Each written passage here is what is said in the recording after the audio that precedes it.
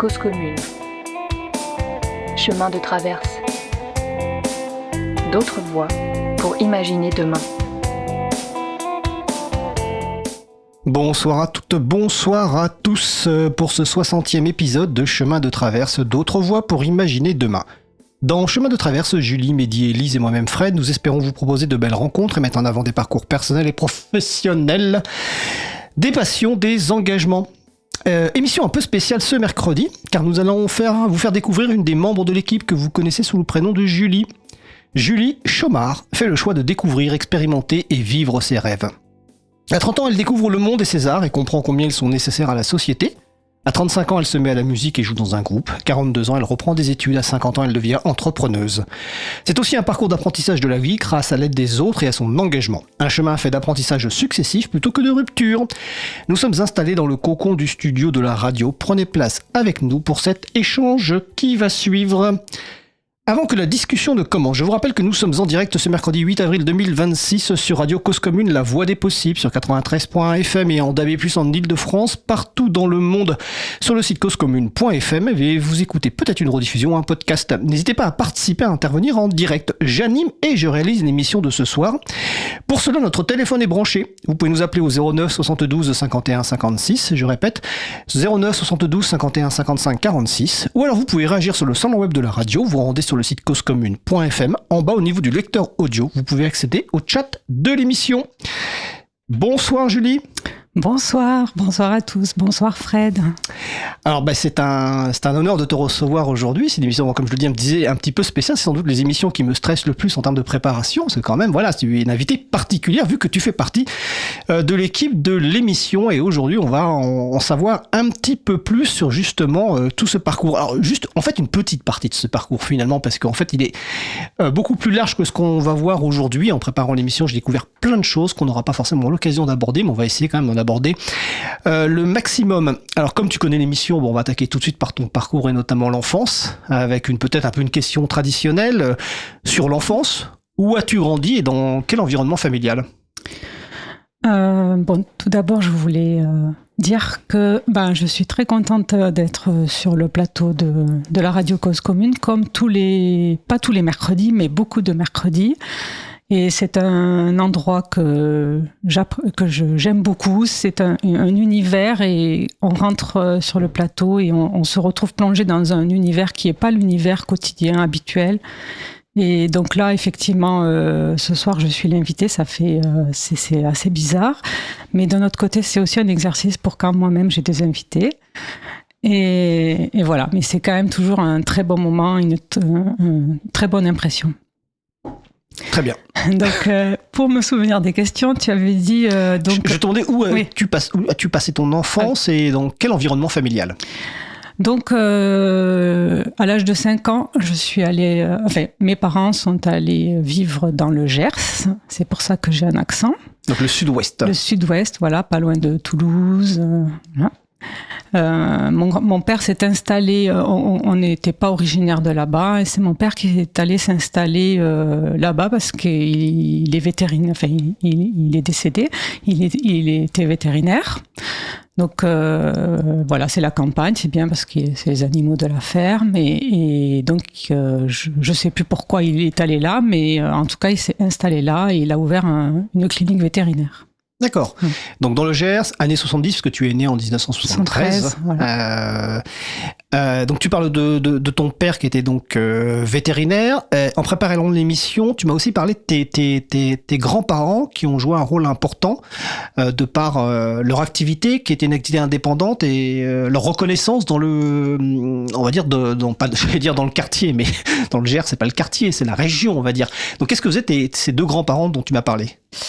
Alors, pour ce qui est de la reconnaissance, c'est plutôt mon père. Ouais. Mais, voilà. Alors sinon, mais en fait, mes grands-parents et mon grand-père qui est espagnol, qui est venu pendant la guerre, voilà, donc a créé lui aussi son entreprise. Il est parti vraiment de rien. Il était d'agriculteur comme beaucoup de réfugiés à l'époque. Donc, il a donc travaillé la terre et il a commencé à créer sa propre entreprise qui était une pépinière, c'est-à-dire qu'il était spécialiste des plantes pour les faire pousser et pour les vendre. C'était énorme. Enfin, bon, moi, je l'ai vu, ça faisait... quand vraiment j'ai connu ça, quand j'étais un peu plus grande, ça faisait déjà 40 ans qu'il faisait ça, donc c'était énorme, quoi. Il a commencé petit, au début c'était les marchés, mais après là, l'entreprise qu'il avait, c'était vraiment des hectares et des hectares de plein de plantes très très différentes qu'il allait chercher un peu partout dans le monde, donc j'ai beaucoup voyagé avec lui. Et voilà, il y avait beaucoup de fleurs, beaucoup de plantes. Excuse-moi, c'est-à-dire qu'il t'emmenait dans ses voyages ? Oui, tous les ans, il nous amenait dans ses voyages avec ma sœur. D'accord. Voilà, parce que ma sœur et moi, on était très proches de mes grands-parents. Mes grands-parents, ils s'occupaient beaucoup de nous. J'ai passé beaucoup de temps avec eux et c'était des personnes, mon grand-père et ma grand-mère, pour moi, 2 personnes extraordinaires. Déjà, c'était un couple qui s'entendait très bien et ça, c'était génial. Vraiment, on voyait l'amour qui se portait, vraiment une entente parfaite à la maison. Donc, c'était à Toulouse. Hein. Et aussi, je voyais bien qu'il était très aimé par les personnes de l'entreprise, par les clients qui venaient. Enfin voilà, du coup, c'était très agréable. D'accord. Et donc, il était aussi espagnol et donc il a aussi une maison. Après, voilà, il a retrouvé sa famille. Enfin voilà, il a sa famille, il a beaucoup de frères et sœurs. Donc, il a aussi de la famille en Espagne. Donc, il a une maison en Espagne que j'habite maintenant.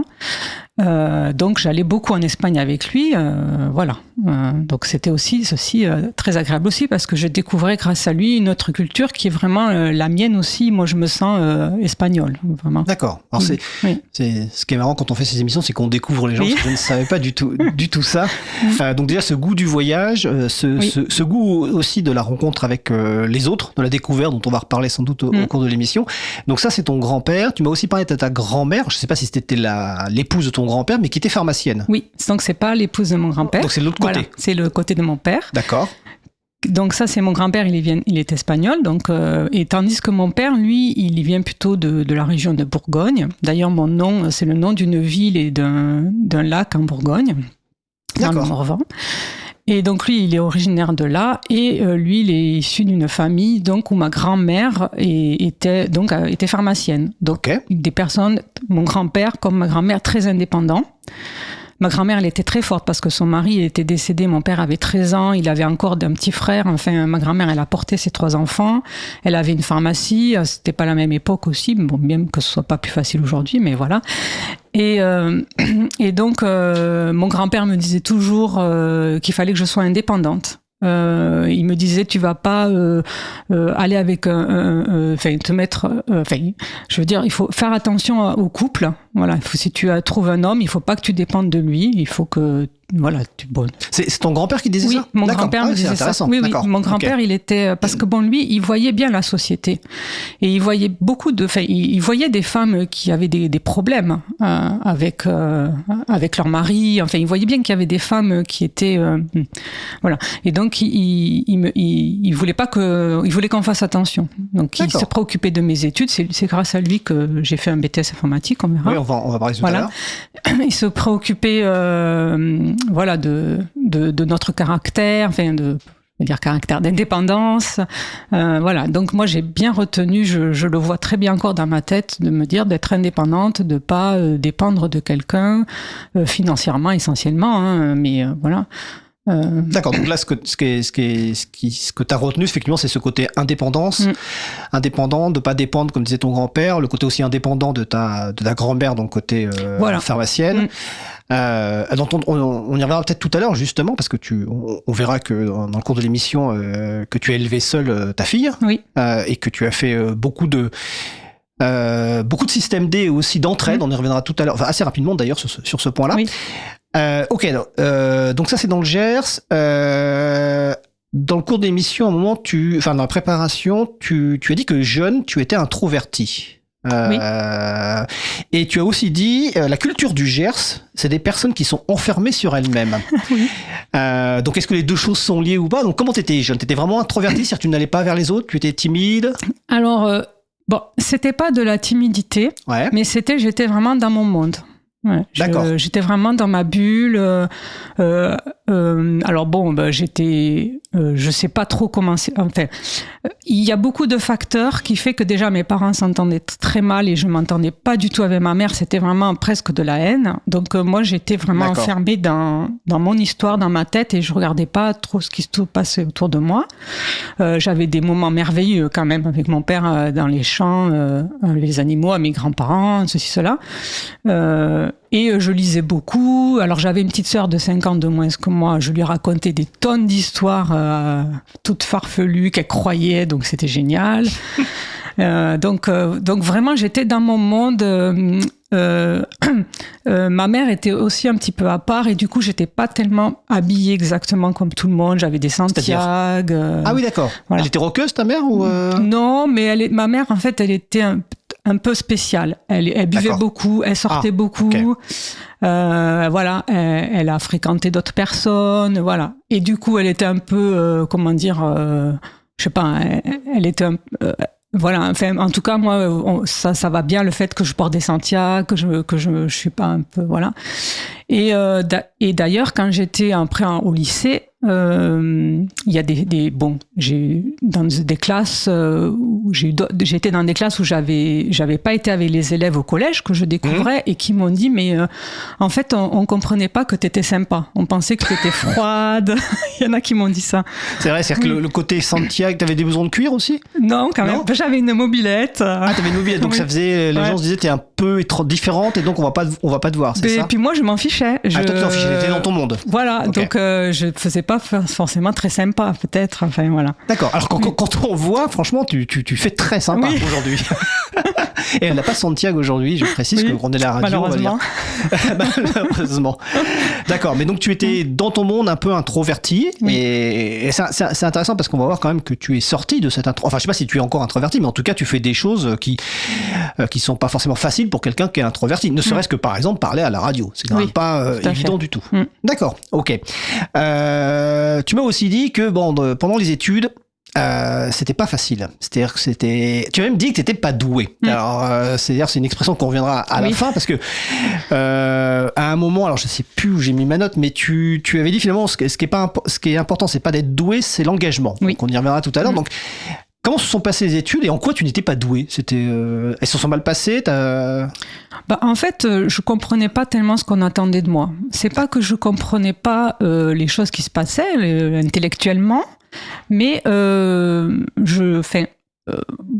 système scolaire du collège dans le Gers, c'est même le primaire. J'ai eu des très bons profs, mais on n'était pas très proche des maîtres, des maîtresses, des profs, et c'était un peu assez rigide.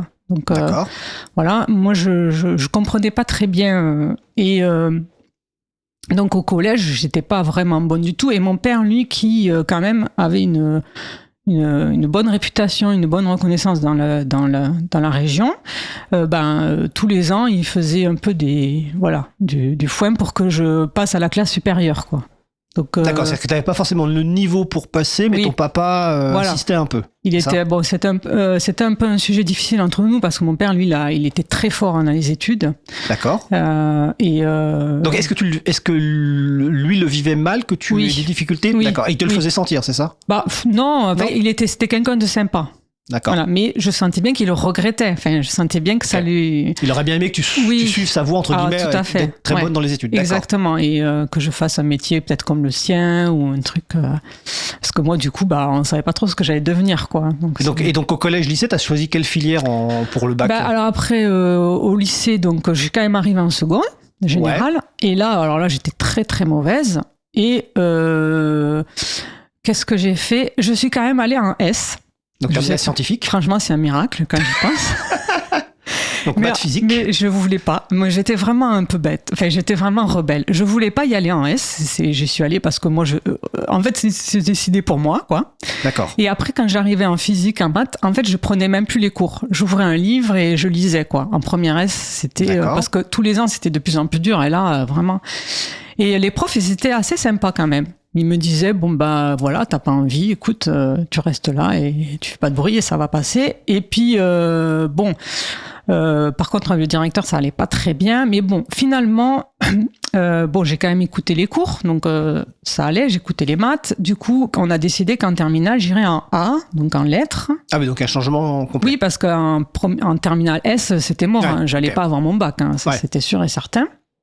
Du coup, j'étais pas mauvaise en français parce que je lisais des tonnes de livres. Voilà, mon monde, c'était beaucoup les livres. J'ai quand même eu 3 au bac de français, mais après à la repêche, j'ai eu en première et après à la repêche, que je l'ai repris. En fait, on a la possibilité de le reprendre si on veut en terminale. Donc je l'ai repris. Là, j'ai eu, je sais plus combien, mais bon, c'est passé.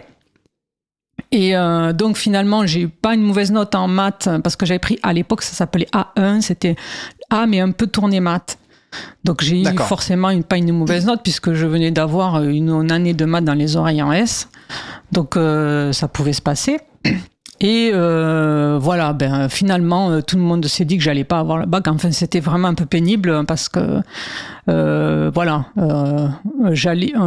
jour où je suis allée passer les épreuves, je sentais bien que tout le monde se disait elle va pas l'avoir, quoi. Voilà. Parce qu'on va rappeler pour les plus jeunes qui nous écoutent, parce qu'il y a quand même des jeunes qui nous écoutent, qu'à l'époque le bac ça se passait en une fois. C'est-à-dire qu'il n'y avait pas un contrôle continu. Oui. C'était sur 1 ou 2 jours. Voilà, on passait les épreuves et puis on l'avait ou on l'avait pas. C'est pas le contrôle continu comme aujourd'hui. Après, moi j'ai donc été à la repêche parce que j'avais pas le nombre suffisant et du coup à l'époque j'ai dû aller à Auch, donc on a pris la voiture, on a roulé 1 heure et là j'ai bien senti qu'on y allait pour rien. Bon, c'était un peu difficile. C'est-à-dire que dans la voiture, il y avait ton papa? C'était ma mère. C'était ta mère. Donc il n'y avait pas de l'encouragement, c'était plutôt on y va pour rien, quoi. C'était vraiment qu'est-ce que tu fous, t'es pénible, enfin voilà. Okay. Bon, bref, finalement, je l'ai eu. Ah, voilà. Parce que tu avais porté des Santiago le jour où tu as été à la repêchage. Non. Et n'empêche que j'avais pris, parce que je faisais du latin, mais j'étais vraiment très nulle. Et la prof de latin m'avait dit en première, Julie, ne prends pas latin en terminale, ça sert à rien, parce que c'est que les points au-dessus de la moyenne qui comptent, parce que c'est une option. C'est une option, ouais. Donc je savais pas quoi prendre. Je faisais déjà de l'espagnol, ça allait. Mais je me suis dit, je vais prendre portugais parce qu'il y avait portugais. Je n'avais jamais prononcé un mot de portugais. Donc, je suis allée en terminale en portugais. Puis par contre, j'avais été au Brésil. Okay. Et le jour du bac, j'étais à l'oral en portugais et on a parlé de mon voyage au Brésil. Donc, j'ai eu 15. Voilà. Et tu aurais parlé en portugais? Non, pas trop, non. C'est ça, c'était ma question, d'accord, non. Ok. Oui, à part les 4 phrases réglementaires que je pouvais sortir, que j'avais étudiées exprès, quoi, voilà. D'accord. Et donc, tu as eu ton bac au repêchage, ce que tu appelles toi la repêche. Oui. Ah oui, moi, ça vient du Sud. Ça vient du Sud, c'est comme le moins que tu emploies tout à l'heure, mais c'est très joli. Pour moi, c'est le repêchage, mais effectivement, la repêche, c'est aussi ça. Donc tu as ton bac un peu à la surprise générale, j'imagine, de ta famille. Donc, bac A. Et est-ce que tu sais déjà ce que tu veux faire? Pas spécialement, du coup, comme tu fais quoi alors, du coup, je vais comme toutes mes copines, je vais à l'université du Mirail, ça s'appelait comme ça à Toulouse, donc l'université de lettres. Et du coup, je savais pas quoi prendre, un peu au hasard, allez hop, qu'est-ce que je prends? Tiens, je vais prendre l'espagnol puisque je parlais espagnol. Voilà. Donc voilà, je vais en cours d'espagnol. Je comprends ce qu'on me dit, mais par contre, après, aux notes, j'ai que des mauvaises notes. En fait, je comprends pas. Par exemple, on avait un cours de genre un peu géographie. J'avais l'impression qu'il fallait étudier la carte des rivières, des montagnes et tout ça. Moi, je fais une belle carte pour le jour de l'examen, puis je me retrouve une mauvaise note. Bon, en fait, j'étais vraiment à côté de la plaque. D'accord. Alors je précise pour les gens qui nous écoutent que le format aujourd'hui est un peu particulier parce que je suis en régie avec l'animation. Donc Julie est de l'autre côté de la vitre et moi je surveille aussi les zones de chat. Alors, on a 3 chats. Donc je salue d'ailleurs ma cousine. Alors c'est un pseudo, c'est pas ma cousine qui vient de nous faire un coucou sur le chat principal et aussi Coralix sur l'autre chat qui dit Team A1 car elle a aussi été baccalauréat A1. Voilà. Et donc n'hésitez pas à venir sur causecommune.fm tout en bas sur le lecteur audio, vous avez un bouton qui vous permet d'accéder au chat. Et je surveille ça si vous avez des questions ou des remarques. Et je vous redonne le numéro de téléphone si vous voulez appeler 09 72 51 55 46. Donc tu es en fac de lettres espagnol à Paul Mirail à Toulouse. Au Mirail. Pourquoi je dis Paul Mirail Il y avait Paul Sabatier aussi à Toulouse. Voilà, c'est Sabatier, c'est à côté. Au Mirail à Toulouse. Est-ce que ça se passe bien ou Non, pas du tout. Donc je suis vraiment très nulle. Je me dis, ok, il ne fallait pas que j'aille là. Donc, où c'est que j'habite? Ah oui, j'avais un studio à Toulouse avec une copine, donc autant dire qu'on faisait bien la fête. Là, parce que bon, moi, j'ai jamais vraiment beaucoup étudié, hein, donc voilà. En fait, l'université, c'est pas vraiment le bon plan pour moi. Il valait mieux que j'aille dans une école encadrée. Oui, ça, parce qu'en fait, l'université, c'est pas du tout encadré. Non. Si t'as pas envie de bosser, tu bosses pas. Bah oui. Si t'as envie de faire la fête, tu fais que la fête. Okay. Exactement. D'accord. Donc ça se passe pas bien, donc tu changes. Du coup, oui, je continue à rester à l'université. Ah, tu continues, ok. Et je fais une année d'histoire parce que je réfléchis, bon, qu'est-ce que je vais faire? Bon, l'histoire, quand même, c'est quelque chose qui me plaisait beaucoup. Voilà. Donc, je suis allée faire une année d'histoire. Deuxième première année. Ouais. Donc, j'aimais beaucoup. C'était bien, j'allais au cours, c'était très intéressant.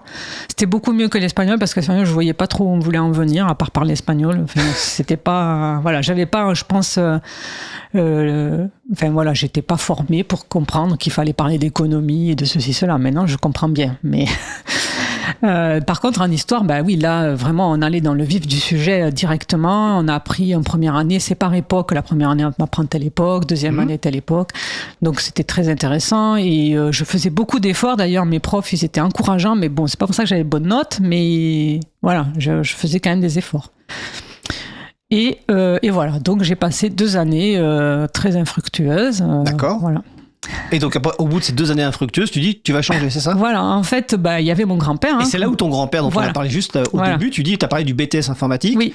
Donc, c'est lui qui te dit, va faire un BTS informatique, comment ça se passe? Alors, en fait, j'étais quand même à Toulouse, du coup, pas loin de chez mes grands-parents. Mon grand-père, il me suit, il voit ça, il me dit, bon, maintenant, ça suffit, Julie, tu viens de faire 2 années, voilà, tu es bien amusée avec tes copines.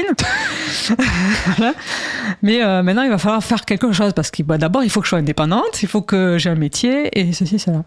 Du coup, il me dit, bon, on va aller au CIO. Mon grand-père, on va dans le centre d'orientation et d'information.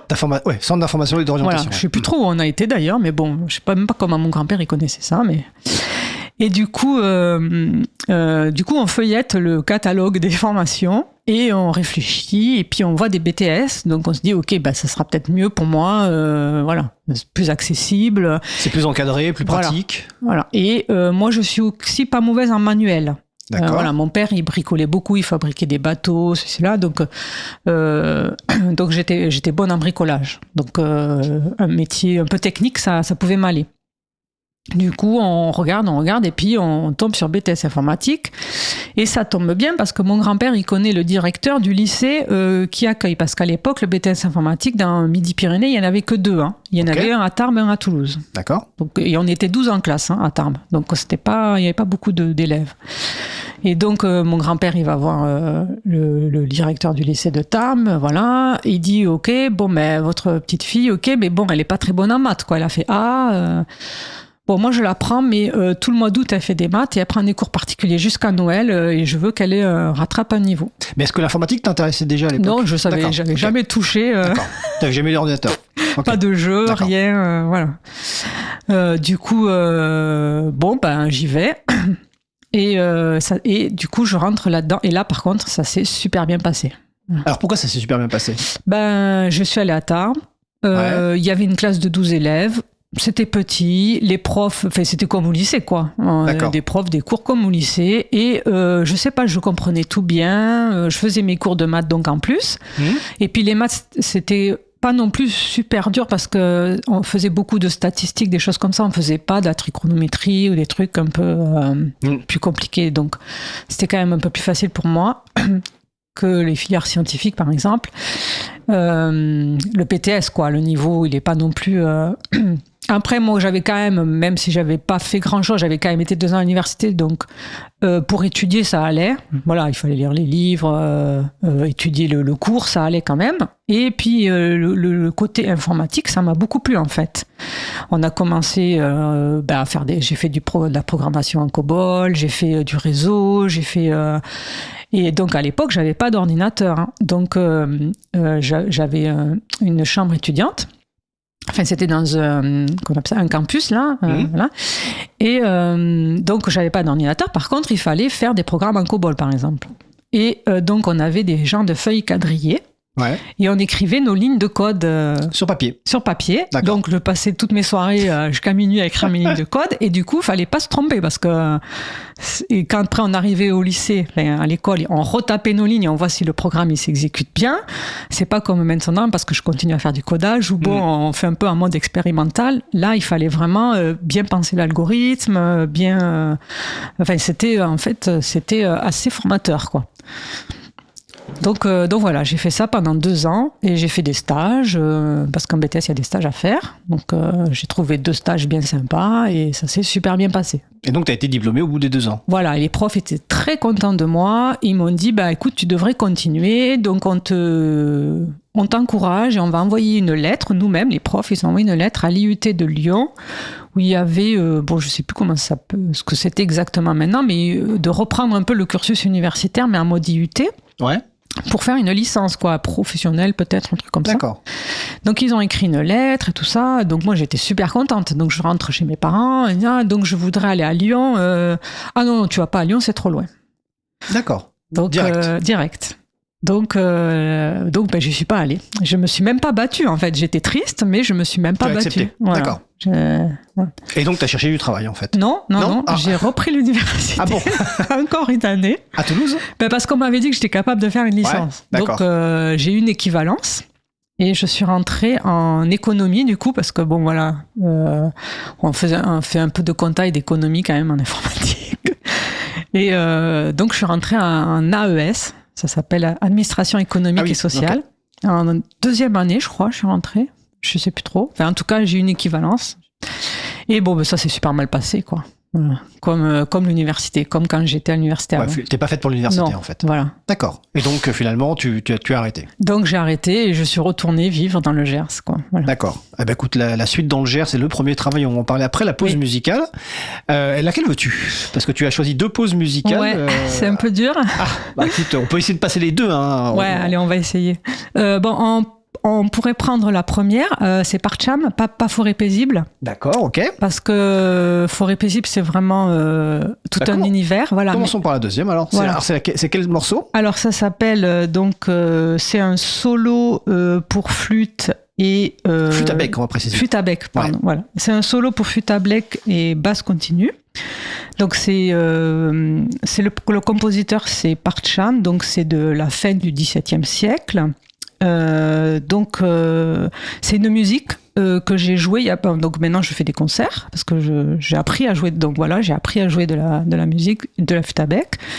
Et donc c'est une musique que j'ai jouée en concert en février, je sais plus trop quand, et où vraiment j'étais donc en duo avec un claveciniste qui faisait la basse continue parce que c'est un duo. Et ce claveciniste, je l'ai découvert là. Enfin, on s'est rencontrés à l'occasion de ce concert. Bon, on a un peu répété, mais je le connaissais pas. Et on a super bien matché et on a joué, mais vraiment en osmose, tous les deux vraiment. On avait, je sais pas, on était dans le même envie de faire cette pièce d'une certaine manière. Et j'ai passé un moment sur scène vraiment extraordinaire. Donc voilà, du coup je me suis dit on pourrait l'écouter. Alors c'est pas toi qu'on va entendre. Hein. Non. Donc voilà. on va écouter solo pour flûte à bec et basse continue composé par Andrew Partcham et joué par Franz Bruggen. On se retrouve dans 3 minutes. Belle soirée à l'écoute de Cause Commune, la voix des possibles.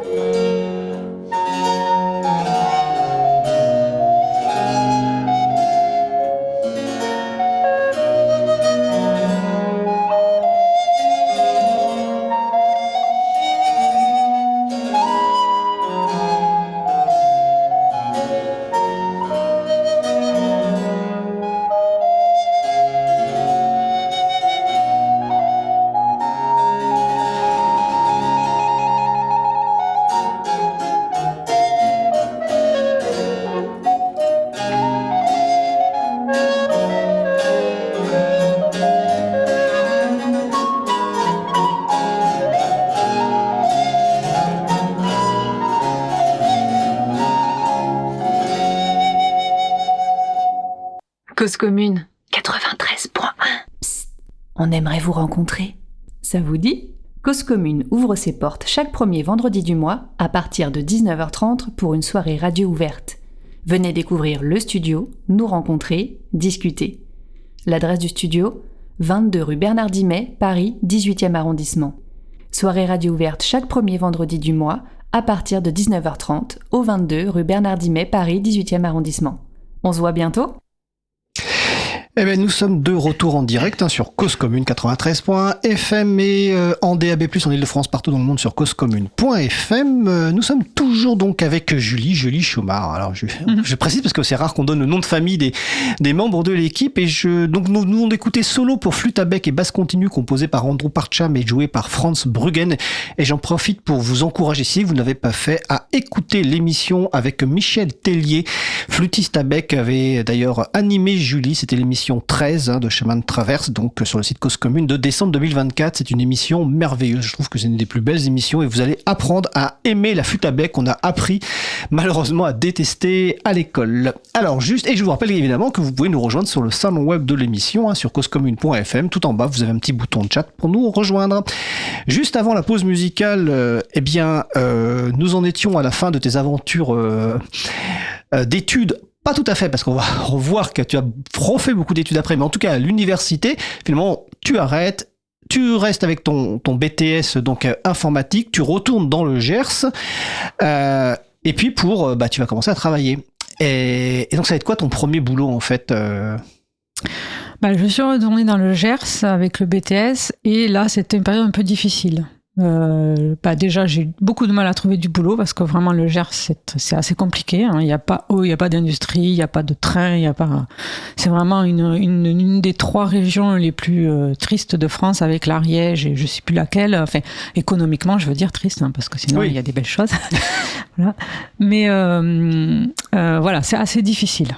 Donc j'ai bien galéré peut-être 6 mois pour trouver du boulot. 6 mois ça semble pas beaucoup, mais bon. Voilà. Et finalement, j'ai trouvé un petit boulot au collège de la ville où j'ai grandi. Au collège, il y avait une antenne Greta. Greta, c'est un centre de formation. Où j'ai trouvé un petit boulot là pour former, moi qui n'étais pas terriblement bonne à l'école, pour former en maths et en français et en outils informatiques, genre les bureautiques, et se servir un peu d'ordinateur. D'accord. Donc c'était un emploi aidé, comme on appelait ça à l'époque. Voilà, c'était vraiment un petit boulot que j'ai trouvé comme ça, aidé quoi. Et à l'époque, en plus, moi j'étais donc une fille, et comme l'avaient dit d'autres invités qu'on a eu, genre peut-être Florence Chabanois, c'était en 1997, ouais, 17. Selon mes notes, c'est 97. Oui, 17, ouais, exactement. Et il n'y avait pas beaucoup de filles dans l'informatique. Et même des fois, on me disait, mais non, mais on recrutera pas une fille, on me l'a déjà dit. Pour quelle raison ? C'était quoi l'argument ? Alors, l'argument que j'ai eu, moi, c'était qu'ils veulent pas de problème avec les garçons. Ah oui, d'accord. Ouais, et donc, dans le sens, on ne recrute pas de filles. Alors, voilà. la solution, ce serait pas de recruter de garçons. Ouais.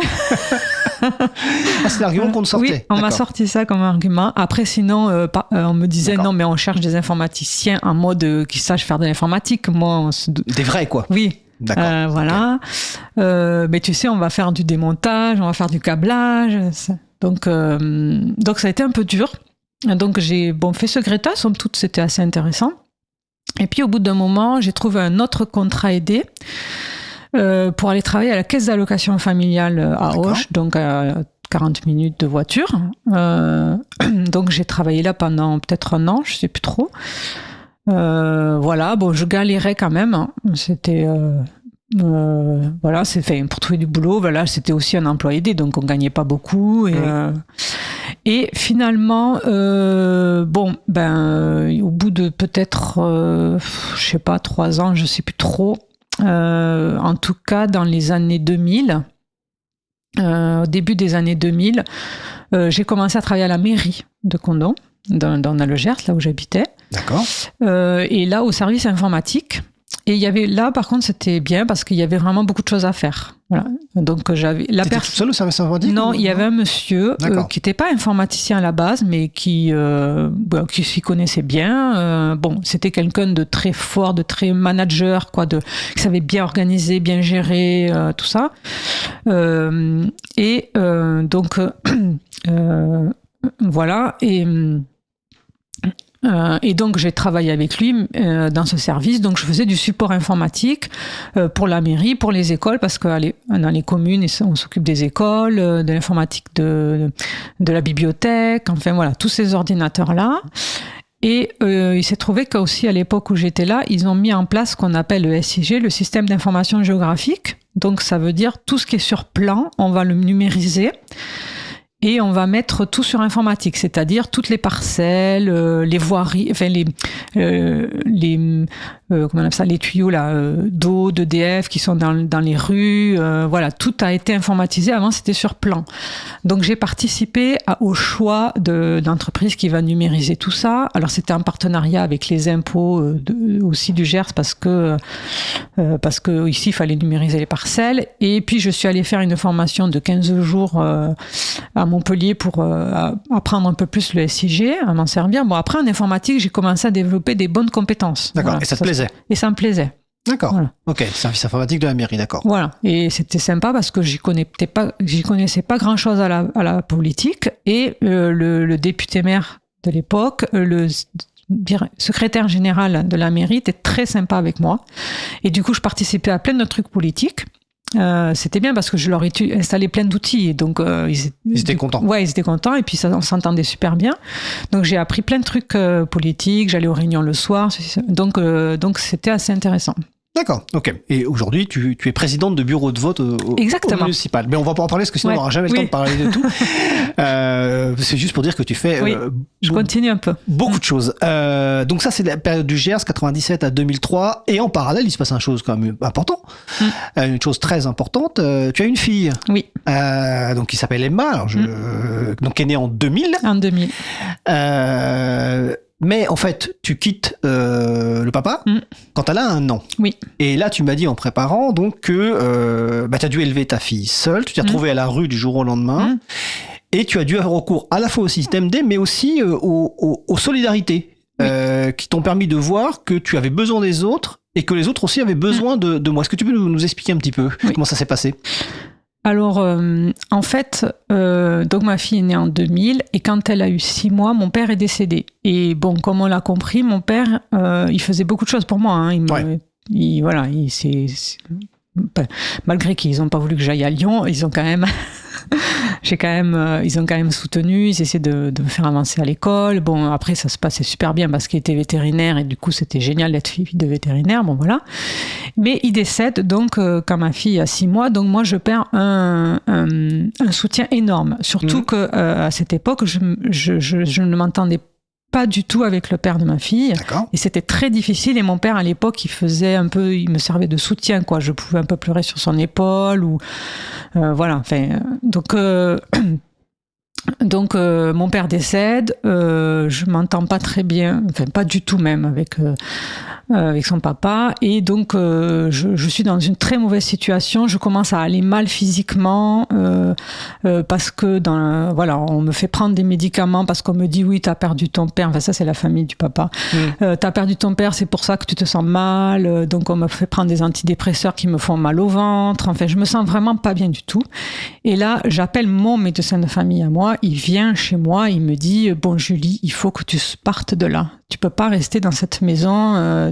Tu te sens mal, ça va pas du tout. Comment tu vis, ça va pas. Donc il m'a aidé à trouver un logement social. Donc grâce à lui, quoi, j'ai pris conscience, et donc il a fait intervenir d'autres personnes.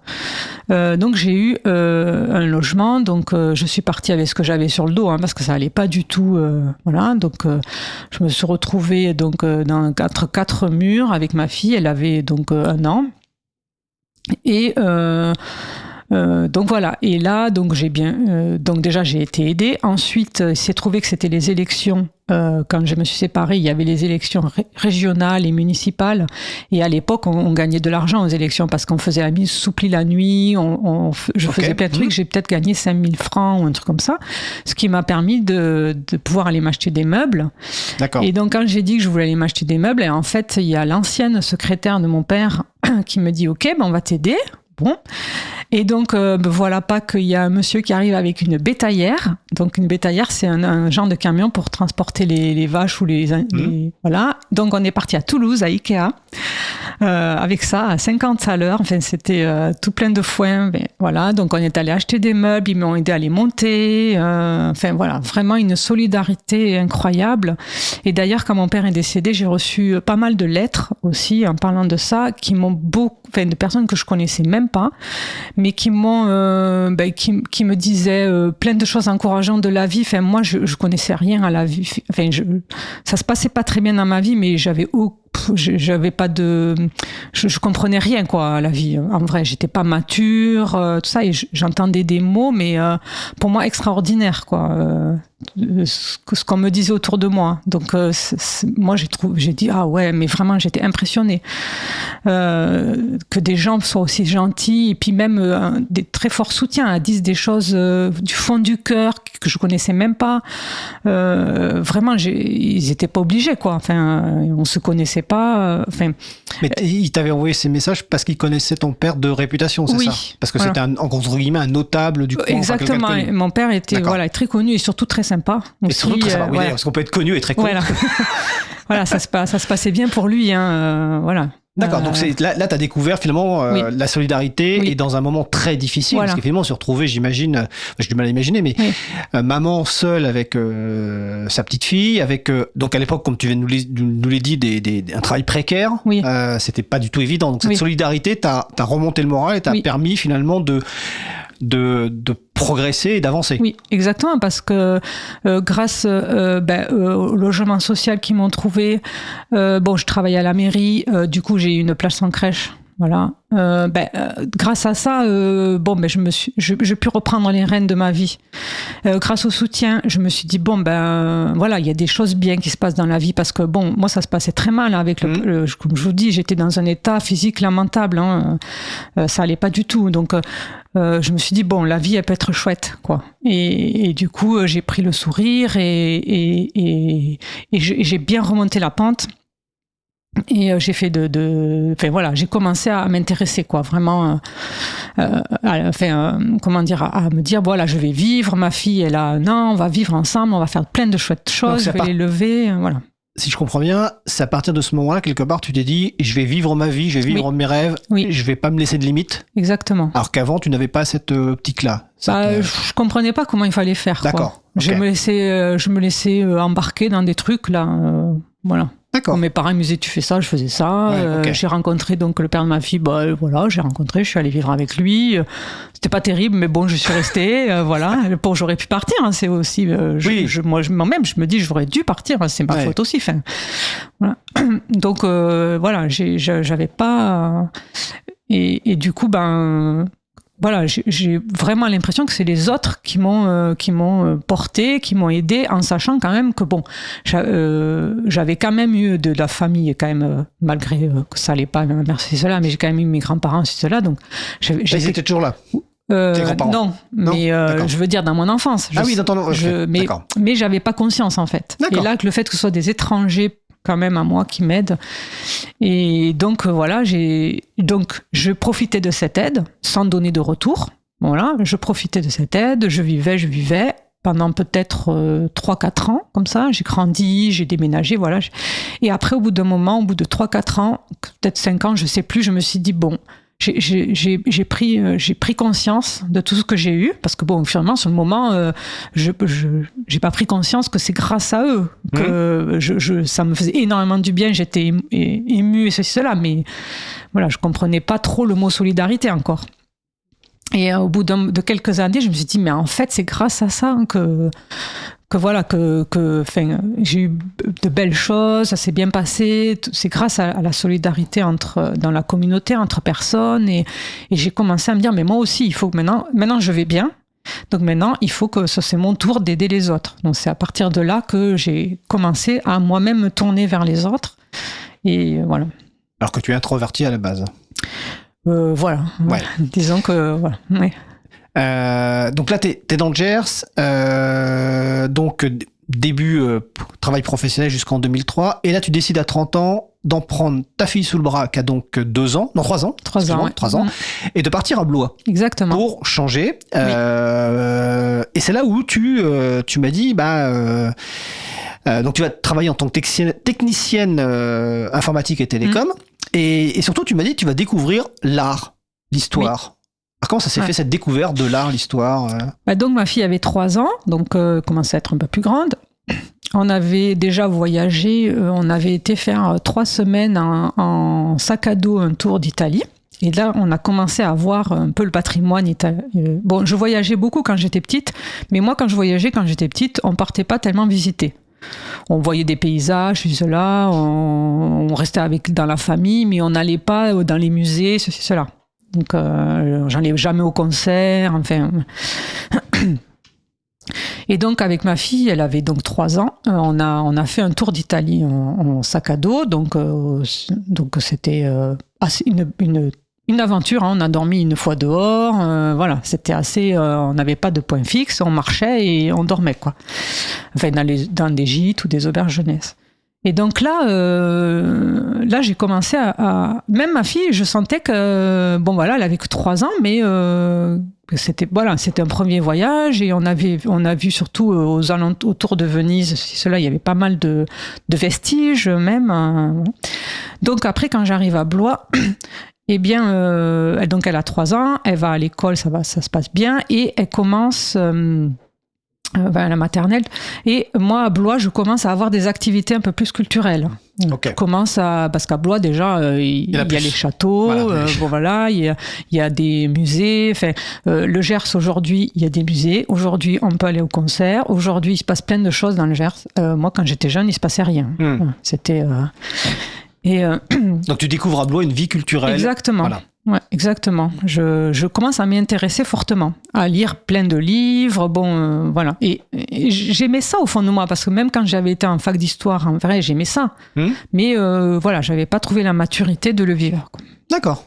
Et donc, tu as passé 3 ans à Blois. J'ai passé 3 ans à Blois. Et là, tu prends une nouvelle décision, oui. De remonter encore plus haut pour aller à Paris. Voilà.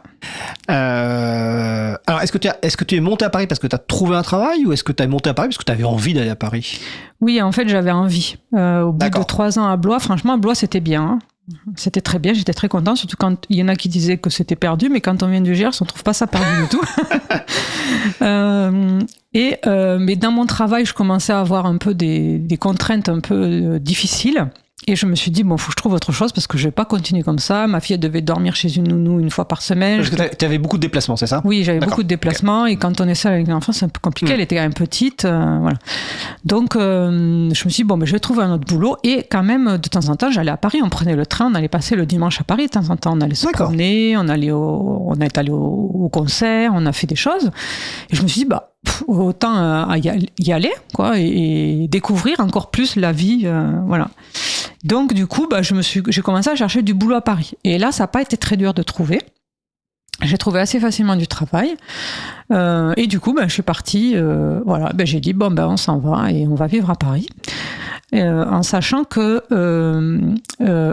ma fille, elle était en dernière année de maternelle, enfin on est parti, elle était en CE1, mais quand elle était en dernière année de maternelle, la maîtresse est venue me trouver en me disant votre fille, elle est très douée en musique. Alors que moi, la musique, je ne sais même pas c'était quoi un la, ni le son d'un la. Hein. Elle est très douée en musique, il faut faire quelque chose. Bon, ok. Du coup, je l'avais inscrite au conservatoire à Blois.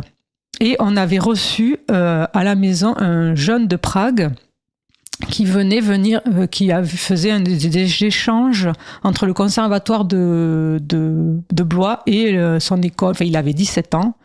Et donc ça, on a dû l'amener voir ses concerts, on a dû l'amener en répétition, etc. Et donc ça, on nous a aussi montré un peu les choses. D'accord. Ouais. Ok.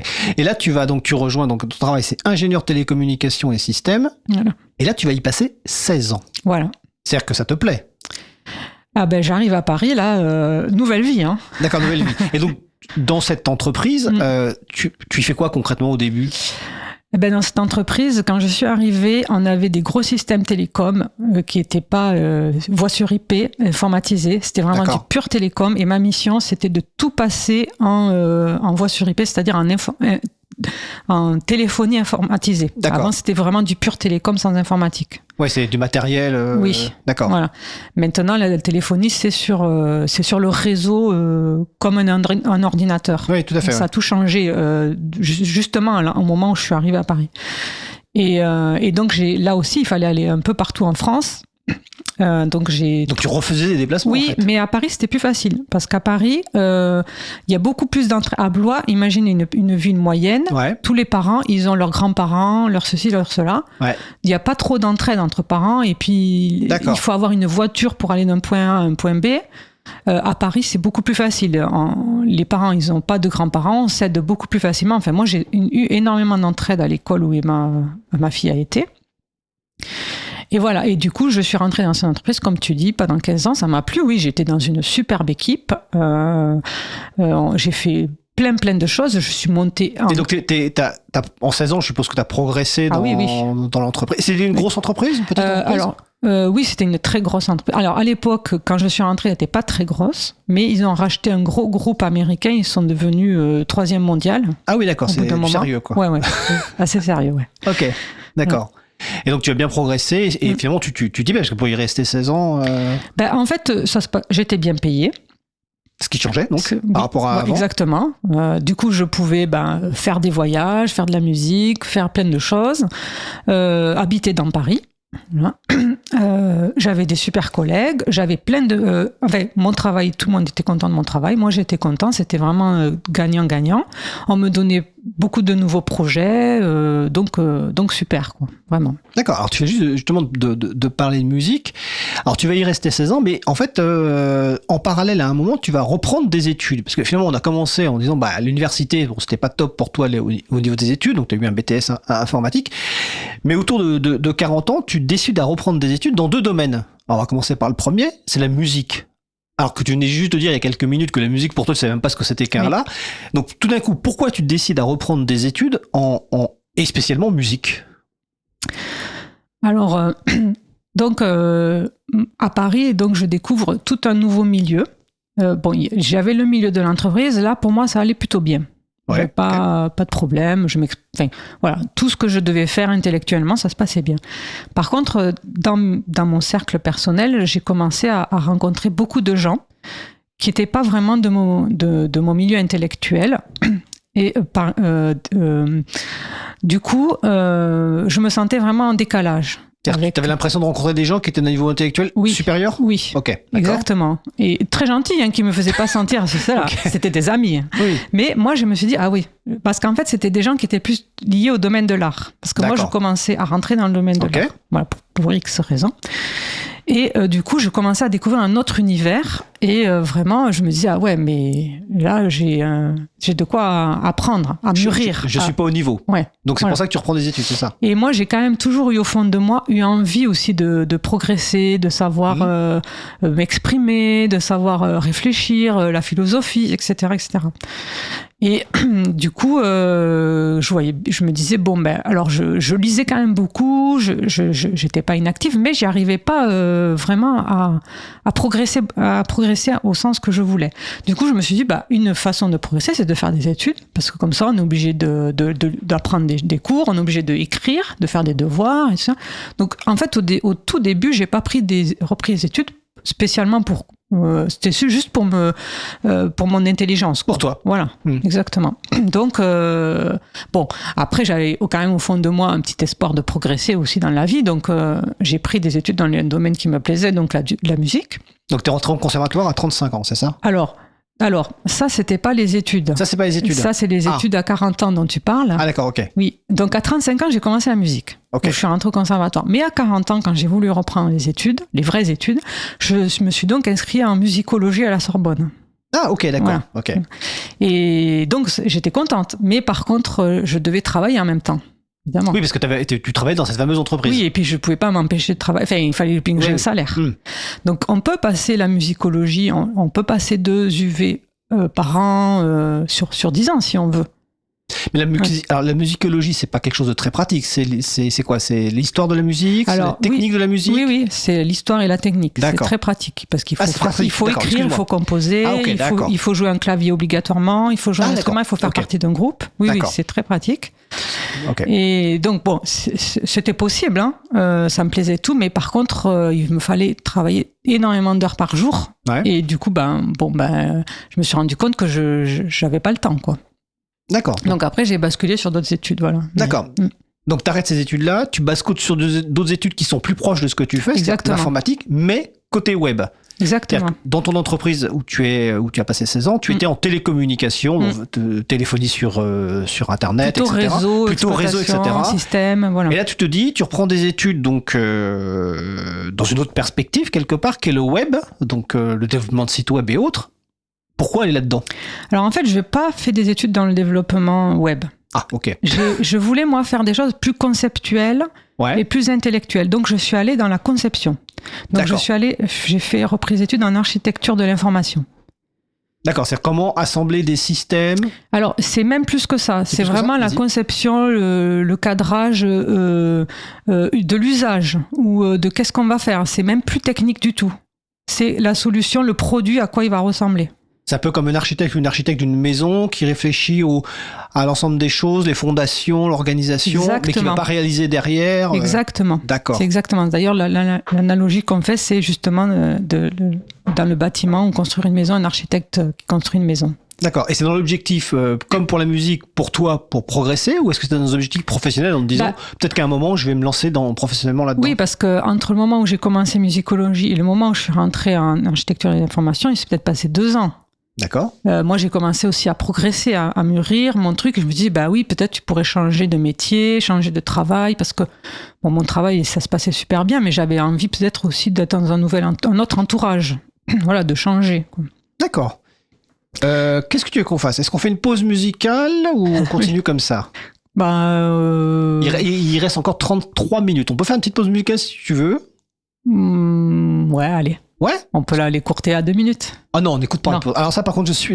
on n'écoute pas les pauses musicales, en tout cas pas quand je réalise. Non, puis bon, quand même, c'est... Ouais. Au pire, on écourtera le générique de fin. Oui, puis ça nous permettra d'enchaîner en fait sur ton premier changement de vie à nouveau. Exactement. Puis c'est une belle pause musicale en plus. Je vais donc te laisser la présenter rapidement. Donc, ce qu'on va écouter, c'est une pièce qui se trouve dans l'opéra-ballet qui s'appelle Les Indes galantes et qui a été composée par Jean-Philippe Rameau vers 1735. Donc, on va écouter la pièce qui s'appelle Forêt paisible. Voilà. Et donc, cette pièce, c'est un tube en musique baroque. Et donc je l'ai joué, je l'ai chanté en concert. Enfin, c'est très emblématique. Et vraiment quand on l'écoute, on rentre dans cet univers. Enfin, en tout cas pour moi, puisque j'ai été au milieu de cet univers. Et du coup, pour moi, c'est vecteur de beaucoup d'énergie. Voilà. Okay. Donc c'est Forêt paisible. Forêt paisible. On se retrouve dans 2 minutes 45. Belle soirée à l'écoute de Cause Commune. La voix des possibles.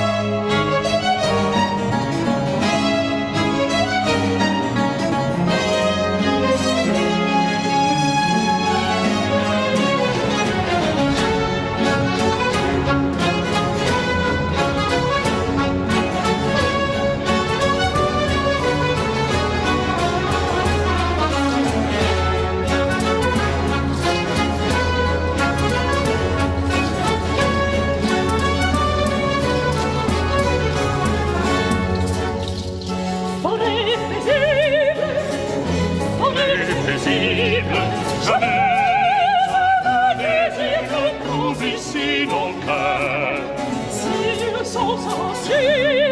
S'ils sont sensibles, fortune, ce n'est pas au prix de tes mains. Folle paisible, je les avale et me trouve ici dans le cœur. S'ils sont sensibles,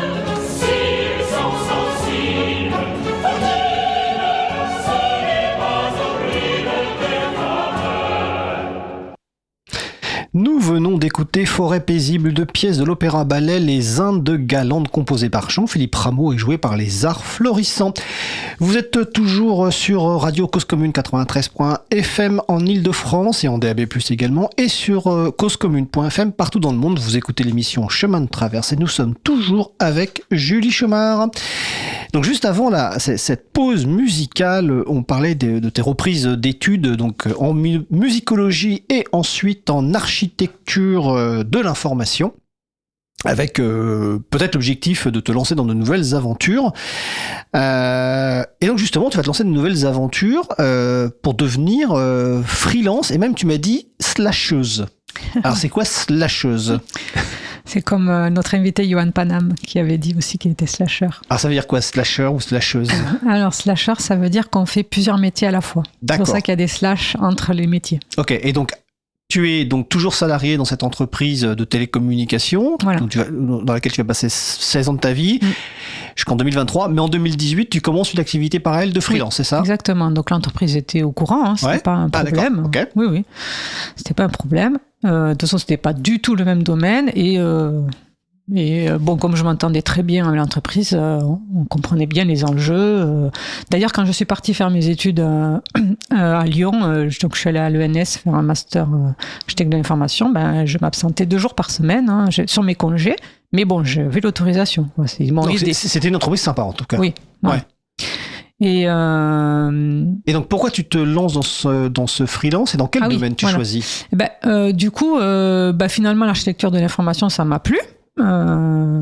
Voilà, j'ai fait cette ENS à Lyon, et donc en plus c'était très encourageant, donc tu peux travailler dedans, voilà.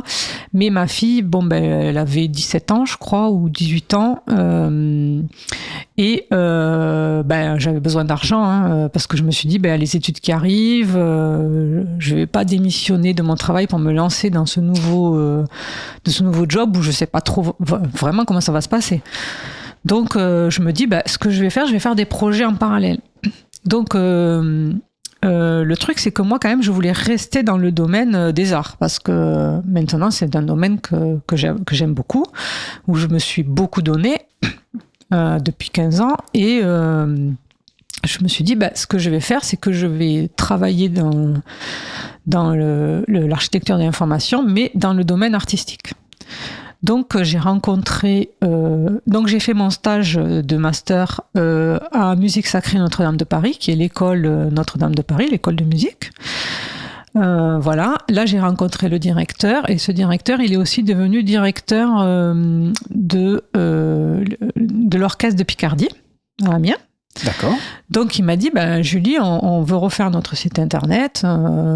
Voilà, qu'est-ce que tu peux faire pour nous ? Donc, au début, j'y suis allée comme ça. Et puis, finalement, je me suis retrouvée à avoir un vrai projet avec eux. Donc, j'ai même créé mon statut freelance pour pouvoir faire le projet avec eux. Et après, j'avais un vrai projet où j'allais très souvent à Amiens, et on travaillait bien ensemble. Et c'était super, ça s'est super bien passé. J'ai mené le projet super bien. Mais alors, comment se passait le travail par rapport à ton entreprise ? Est-ce que tu prenais des jours ou tu faisais ça le soir ? Ah oui, là je travaille. Maintenant, j'habite travailler H24.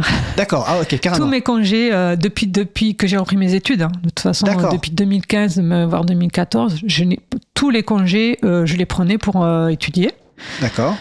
Après, quand j'étais en freelance, tous mes congés, je les prenais pour m'occuper des projets que j'avais, et le soir et le week-end. Alors, faut savoir que j'avais beaucoup de congés, parce qu'à cette époque, donc dans cette entreprise, je faisais des astreintes H24, et j'en faisais beaucoup. Okay. Donc, j'avais peut-être une vingtaine de jours de congés en plus par an.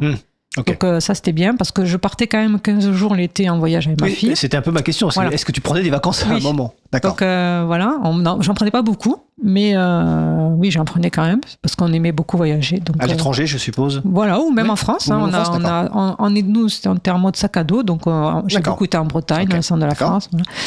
Et donc oui, effectivement, donc là en freelance, c'était chaud. Hein. Oui, j'imagine. Voilà. Mais bon, ça se passait, j'aimais ça, je me donnais à fond et voilà.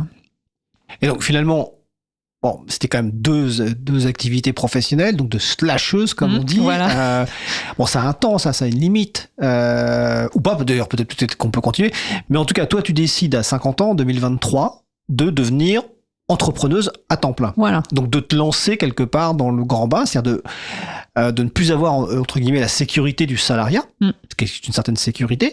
Alors, première question, qu'est-ce qui t'a motivé à te lancer là-dedans? Et deuxième question, est-ce que tu ne craignais pas justement cette perte de sécurité, entre guillemets, financière? Donc, Ben en fait, justement, j'ai attendu que ma fille ait son bac plus 5. Ah, ok, voilà. d'accord. Je me suis dit, maintenant... je peux y aller. Elle voulait faire une année de césure. J'ai dit, non. Tu fais ton bac tu plus vas 5 bosser. d'un trait. Non, mais je veux dire, elle voulait arrêter, tu sais, à la 3e, 4e année. Ah oui. Pour faire ok. une année. Mais j'ai dit, non, tu continues les 5 d'un coup et après, tu peux... Parce que moi, j'attendais quand même. D'accord. Ah, donc t'avais effectivement, déjà j'étais planifié, en slasheuse. fait. Bah oui, mais c'était Ouais, dur. Hein. c'était dur, Oui, ouais, bon, d'accord. ça va 1 an ou 2, mais 5 ans, c'est un peu long. Donc Et, 2023, tu deviens entrepreneuse. Voilà. Et tu te lances dans le grand bain. T'as pas une inquiétude? Pas du tout. Pas du tout, parce d'accord. que j'avais quand même fait plusieurs projets, du coup, Ouais. en tant que slasheuse, et ça se passait super bien. Vraiment, avec les clients, avec ma créativité, je me sentais vraiment bien.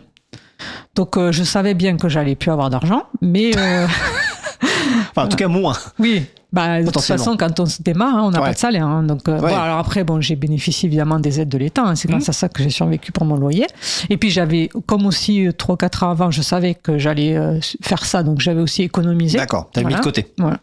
J'ai économisé plus l'aide de l'État. Ça m'a permis de tenir les 2 années sans salaire, quoi. D'accord. Et donc, tu te lances entrepreneuse, agence web, donc orientée art, c'est ça? Exactement. Une agence web dédiée au domaine artistique et culturel. D'accord. Orientée sur Paris ou plus globalement? Parce que ton agence web s'appelle Paris Web. Oui. Alors, en fait, elle s'appelle Paris Web Art. Paris Web Art. Le nom ok. de l'entreprise, c'est parisweb.art. D'accord, Voilà, ok. le vrai nom, voilà. En fait, quand j'étais en freelance, je m'appelais juliechomard.paris. Et Pourquoi pas? voilà. C'est joli, c'est logique. Bon, voilà. C'est du personal branding, comme on Bon, dit. voilà, j'aimais bien. Marque personnelle. Et je me suis, du personal branding. Et je me suis dit, j'aimais bien ce mot Paris, en fait. Et j'aime bien Paris parce que j'aime bien le patrimoine. Enfin, voilà, j'aime bien mettre à l'honneur, tout le patrimoine de Paris ou d'autres villes, hein, d'ailleurs. Mais, puisque moi, j'habite à Paris.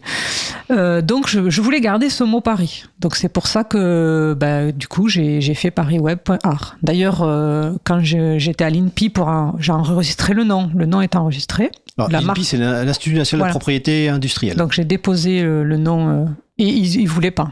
Bah oui, parce qu'avec Paris dans le Voilà. truc. Alors non, c'était pas à cause de Ah bon, Paris, d'accord. parce que j'ai signé aussi un engagement avec la ville de Paris, Ok. par ailleurs. Mais ils voulaient pas parce qu'ils disaient que c'est pas un nom d'entreprise. Voilà. Enfin, ils m'ont fait des histoires, mais finalement j'ai réussi. Voilà. Et donc, Alors, on a un téléphone. Alors normalement en régie, on prend le téléphone, mais là on va le faire en direct. Alors, on explique un petit peu les coulisses, parce qu'effectivement, voilà, j'écoutais la question de Constant. Alors, Oui. j'aurais pu le brancher sur la console, mais j'y ai Oui. pas pensé. Il me demandait si tu connaissais Antoine Dormel. ça me dit quelque chose. Parce qu'en fait, Ouais. le deuxième morceau que tu as passé, il reconnaissait sa patte un petit peu, donc il se demandait si c'était lié. Mais la oui. patte d'Antoine Dormel, alors moi je connais Ah pas oui, du tout. ça me dit quelque chose ce nom, mais là de suite, je sais pas. D'accord, bah écoute, Ouais. on vérifiera. Ouais. Et en tout cas, merci Constant pour ton appel. Quelle heure est... Oui, 11 minutes, ça va encore. Ouais. Donc tu disais, oui, alors le nom de l'entreprise, parce que c'est pas un nom d'entreprise. Oui, voilà. Ah oui, voilà. Voilà. L'INPI te dit, c'est pas un nom d'entreprise, Non, ça. mais finalement, j'ai réussi parce que j'ai cherché pendant un mois un autre nom, c'était un peu pénible. Ouais. Mais en fait, quand on crée une entreprise, il faut que on va y mettre toute son énergie, vraiment. Donc il faut que l'entreprise, le nom, il faut que tout nous porte. Vraiment, il faut qu'on soit tout dans l'émotion, dans le je vais tout donner. Donc pour moi, le nom, il fallait que ça me parle, parce qu'après il faut le vendre, c'est pas évident.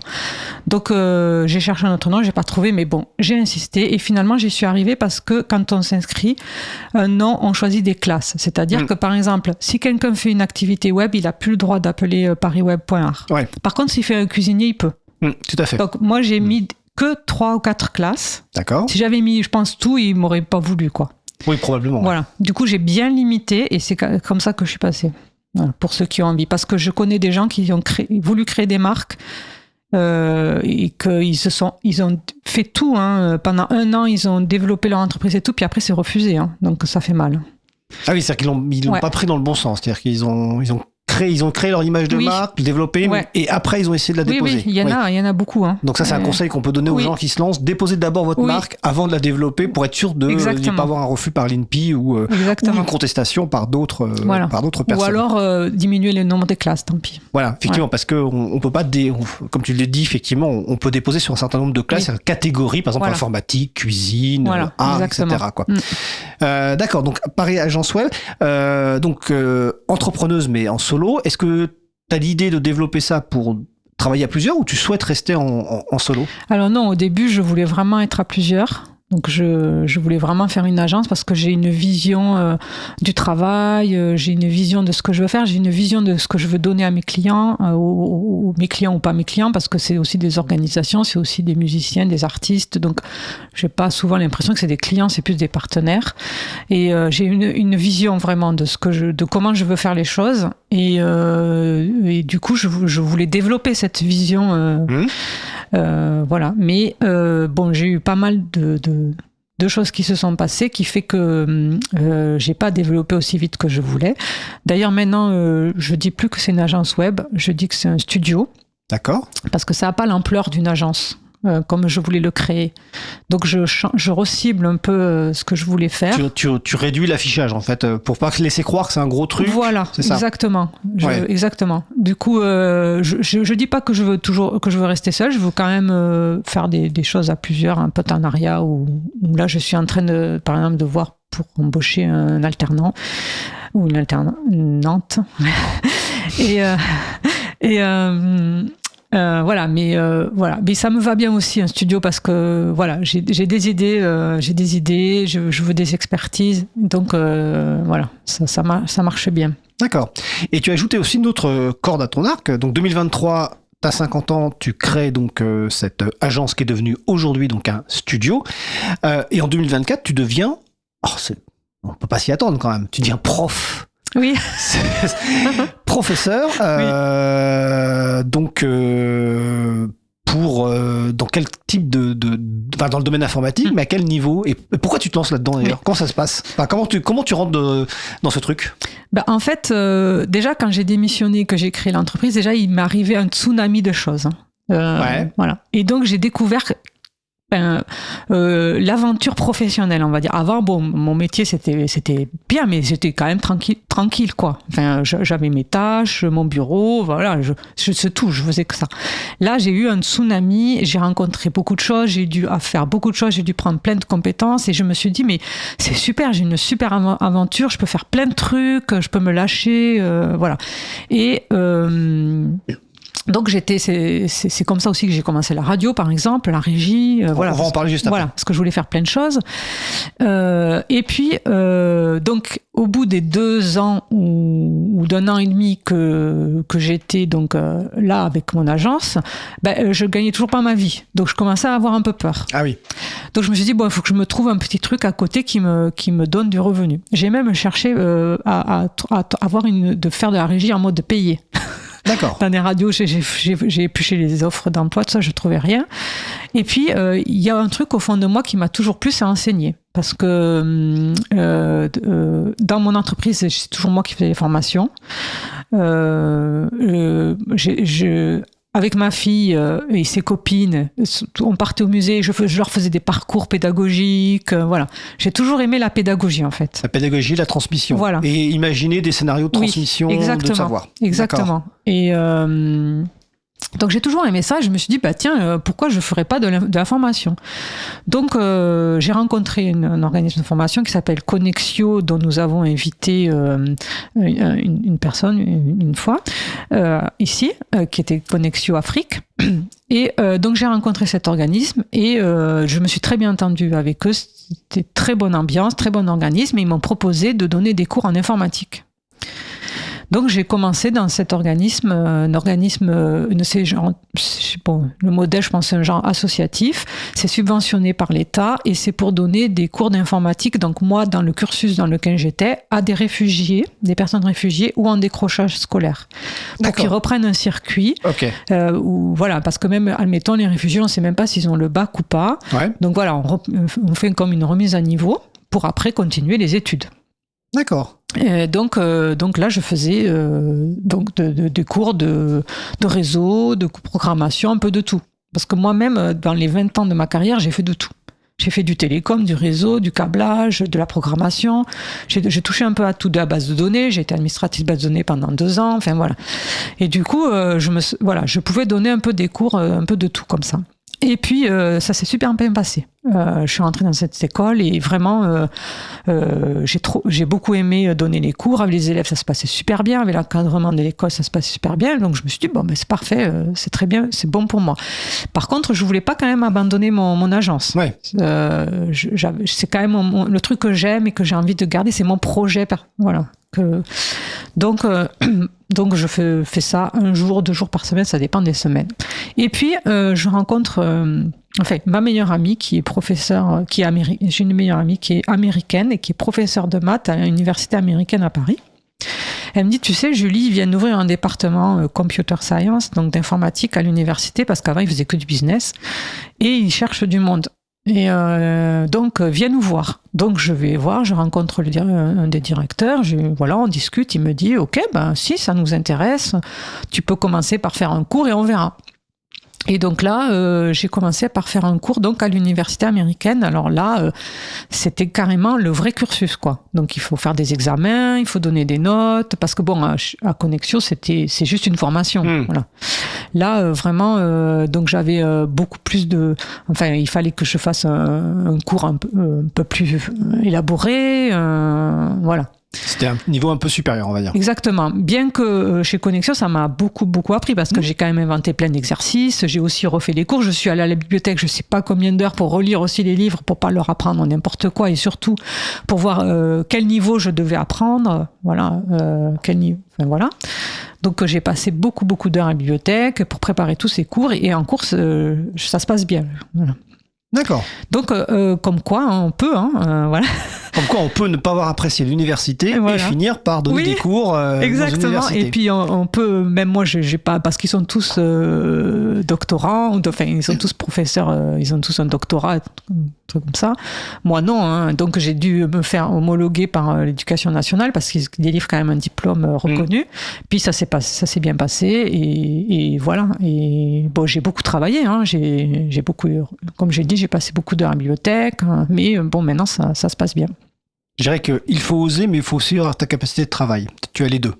Voilà, après, comme je dis, donc il faut s'engager. Oui, il faut s'engager. Voilà, il faut s'engager, c'est-à-dire qu'il faut le faire bien. Il ne faut pas forcément être doué au départ, comme tu le dis, mais s'engager et le faire bien. Oui, exactement. Alors, on va finir. Excusez-moi. Comme il nous reste quelques minutes, on va finir par un autre engagement et on va révéler, enfin je sais pas si c'est une révélation, mais comment on s'est rencontrés, parce que finalement on se connaît pas si plus longtemps que ça en fait, depuis 3 ans.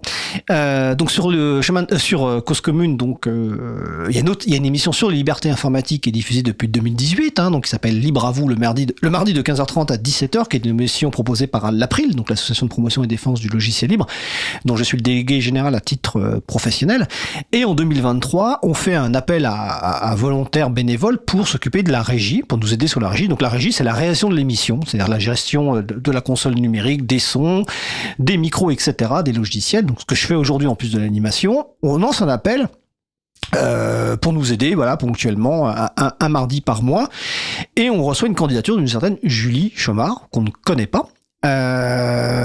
Alors, la question, c'est qu'est-ce qui t'a accroché dans... pourquoi tout d'un coup tu as répondu à cet appel? Alors certes, il y avait de l'informatique, donc c'était pas totalement éloigné de ce que tu faisais, mais qu'est-ce qui t'intéressait là-dedans? C'était le fait de faire de la radio, c'était l'informatique, c'était de découvrir d'autres choses? Pourquoi tu as répondu à cet appel? Alors moi, quand j'ai vu cette annonce, j'ai surtout vu le mot régie et radio. J'ai pas du tout vu informatique et logiciel. D'accord. Ouais. Enfin bon, je l'ai lu, je me suis dit c'est bon, mais c'est pas, je m'en fiche. Ok, Enfin, c'était voilà. la régie. Voilà, pour moi c'était la radio, la régie. Alors quel lien t'avais avec la radio? Alors t'avais envie de faire de la radio, c'est ça? En fait, j'ai toujours écouté la radio, j'ai toujours aimé ça, depuis tout petite même. Et c'est un univers que je connais pas du tout, les médias. Voilà. Mais quand même... qui m'attire parce que c'est un univers où il faut se mettre en avant, s'exprimer. Enfin, peut-être pas la régie, mais justement, la régie, non, il faut être. Oui, mais c'est quand même plus proche. Et du coup, je peux voir les gens qui le font et peut-être m'inspirer d'eux. Enfin, voilà. C'est pas forcément pour moi, mais pour être plus proche. Alors après, moi, je connais le monde du spectacle que j'adore. Donc voilà, la régie, bon, c'est pas le spectacle, mais c'est quand même quelque chose de vivant et du direct. Et d'accord, mais voilà, c'est ce que de réalisation quand même. Tu cherchais juste une expérience de régie ou t'es tombé un peu par hasard dessus? Non, alors je suis complètement tombée par hasard sur l'annonce. D'accord. Voilà, parce que bon, je regardais toujours plein de choses. Et donc j'ai vu cette annonce, j'ai vu régie, donc ça m'a parlé pour les choses que je viens de dire. Et en plus, l'annonce, comme j'ai dit, elle était très bien rédigée, de manière très bienveillante. Voilà, parce que moi, cet univers des médias, pour moi, c'est un peu obscur. Donc je sais pas les personnes. Oui, tu sais pas où tu tombes. Oui, tu sais pas quel est l'univers. Et donc, c'était une annonce très bienveillante. Voilà. Donc, je me suis dit, bon, bah, tiens, je vais les contacter et je verrai bien.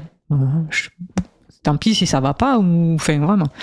Donc, je t'ai contacté, je vous ai contacté et j'étais accueillie et dit, ben, vas-y, tu veux essayer la régie, vas-y, essaie. Et voilà, vous m'avez montré et j'ai commencé à faire la régie. Voilà, on a fait une petite formation, voilà. Et puis après il y a une régie qui est faite avec une personne de l'équipe, après une régie toute seule. Donc ça c'était en 2023. Là je vais pas prendre le téléphone parce qu'on est vraiment à la limite. On est en... Alors attendez, par contre... Bon, je ne sais pas comment on raccroche. Tant pis, c'est le direct. Là, je suis désolé parce qu'il reste trop peu de temps pour que je prenne un appel. Oui. Je disais quoi? Donc la régie... Alors, je sais pas comment on arrête le téléphone. Sinon, tu appuies sur le bouton rouge. J'ai essayé le bouton rouge, mais ça fonctionne pas. Il faut décrocher peut-être avant. Voilà. Non, en fait, c'était l'autre. Ah, c'était l'autre. C'est l'autre. Donc là, je suis désolé à la personne que j'ai raccroché, mais là, on est vraiment à quelques minutes de la fin. Je disais donc, oui, la régie, donc une petite formation. Donc tu commences en 2023 par faire la régie, et puis finalement, tu vas faire encore plus, tu vas oser encore plus, parce que finalement, tu vas assez rapidement co-animer, faire proposer un petit sujet secondaire, enfin pas secondaire, un sujet court, donc une interview. Oui. Tu vas t'impliquer de plus en plus, parce que tu vas même rejoindre l'April en devenant membre. Et aujourd'hui, depuis quelques jours, depuis l'Assemblée Générale du 28 mars 2026, tu es même devenu vice-présidente de l'April, donc en 2026. Oui. Et donc là, tu prends de nouvelles responsabilités, des nouveaux engagements dans le GEM, et c'est vraiment un grand plaisir. Mais c'était pas prévu, ça, en fait. Toi, t'étais là pour de la technique, pour la régie, puis finalement, aujourd'hui, tu fais du logiciel libre, tu fais l'animation d'émissions. Oui. C'est ça? Exactement. Voilà, c'est cool, ça. Oui.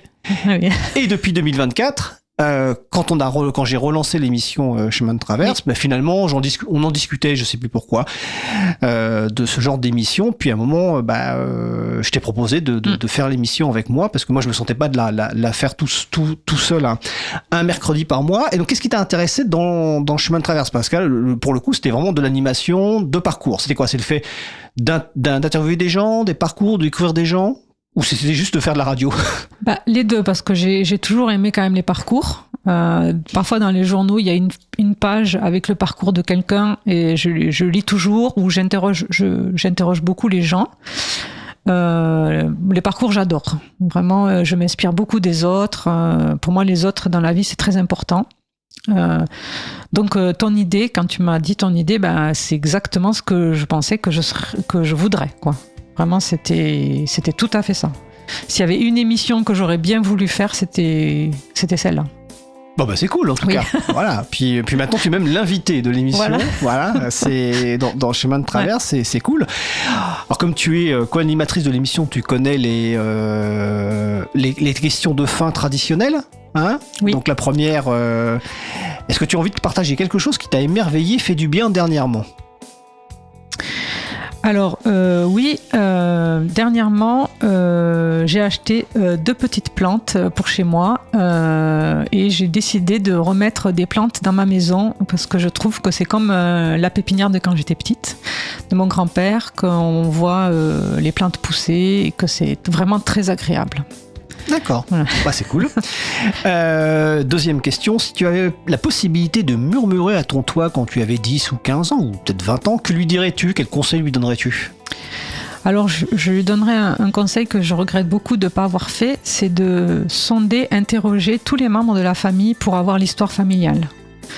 Parce qu'aujourd'hui, je ne sais pas trop, mon arrière-grand-mère, ceci, cela, quelle est l'histoire, enfin, voilà. Maintenant, je regrette de pas savoir même l'histoire de mon père quand il était petit. Ben, j'en sais un peu, mais pas assez. Voilà. Souvent, les parents, les grands-parents, ils racontent pas ce qu'ils font. Voilà. Surtout de cette génération. Oui. Et donc, je me dis, ben, si j'avais su, j'aurais posé plein de questions. Voilà. D'accord, ok. Bah écoute, un grand merci Julie pour ton temps et ta confiance accordée. J'espère que ça s'est bien passé. Ben, merci pour l'animation, pour l'interview, et c'est vraiment très agréable et c'est vrai que ça passe très vite. Et je m'attendais pas à ça dans le sens que je t'entends interviewer les personnes, souvent le mercredi, mais quand là c'est moi, je me rends beaucoup plus compte des questions que tu poses, de l'impact et de comment tu construis l'interview, et franchement j'ai trop aimé. D'accord, bah écoute, c'est cool. Et je m'excuse pour la personne à qui j'ai raccroché au nez tout à l'heure, qu'elle n'hésite pas à envoyer un message via l'adresse de contact sur le site causecommune.fm ou sur la zone de chat, car l'émission se termine dans 1 minute 30, on va enchaîner. Donc merci à vous auditrices et auditeurs d'avoir été avec nous pendant cet échange. Tous les liens utiles sont sur la page de l'émission sur le site causecommune.fm, émission Chemin de Traverse. Dans les notes de l'épisode, si vous nous écoutez en podcast, Chemin de Traverse est en direct tous les mercredis à 22h. Ce mercredi, juste après Chemin de Traverse à 23h30, une émission inédite de Minuit décousu, le thème du jour, 1 heure d'émission sur les luttes autour du droit au logement. Prochain rendez-vous pour Chemin de Traverse, mercredi 15 avril 2026, peut-être, car pour le moment nous n'avons pas d'invité, donc à mercredi prochain, peut-être. Salut et solidarité.